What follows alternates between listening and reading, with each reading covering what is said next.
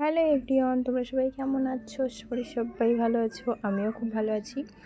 তো এই যে সকাল সকাল হচ্ছে আজকে সকালে মুড়ি খাওয়া হবে।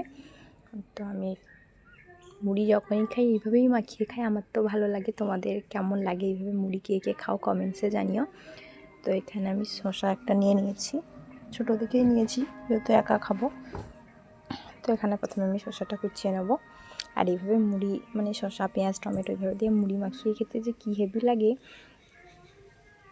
আগে খেতাম, কিন্তু এখন খাওয়া হয় না ঠিক মতো, মানে অনেক দিনই খাওয়া হয়নি এমন, তাই ভাবলাম আজকে খাওয়া যাক। তারপর আমি একটা ছোট্ট টমেটো নিয়ে নিয়েছি, টমেটোটা কুচিয়ে নেব। সকালবেলা আমাদের বেশিরভাগ মুড়িই খাওয়া হয়, এই আলু ভাজা হলো বা কিছু ভাজা টাজা দিয়ে মুড়ি খাওয়া হয়। আমাদের মেদিনীপুরের লোক একটু মুড়ি খেতে বেশিই ভালোবাসে।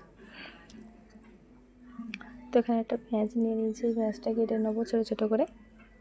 তো পেঁয়াজ টমেটো শসা একটু লেবুর রস দিয়ে ভালোভাবে চানাচুর আলু ভাজা দিয়ে মাখিয়ে যা টেস্ট লাগে।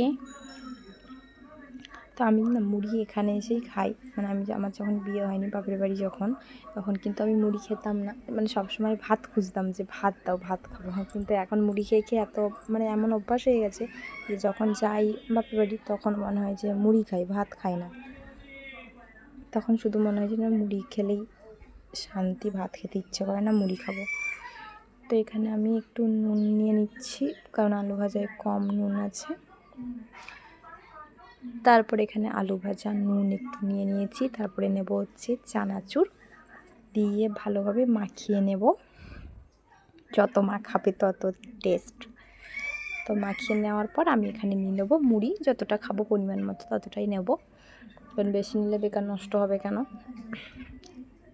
তো এই মুড়িটা হচ্ছে আমাদের মানে যে রেশনের যে চাল হয় সেই চাল দিয়ে ভাজা মুড়ি, দোকান দিয়ে ভেজে এনেছে যেখানে মুড়ি ভাজে। তো এই যে আমার হচ্ছে মাখানো কমপ্লিট। কেমন দেখতে লাগছে তোমরা কিন্তু কমেন্টসে জানিও, আর খেতে কিন্তু খুবই টেস্ট হয়েছে।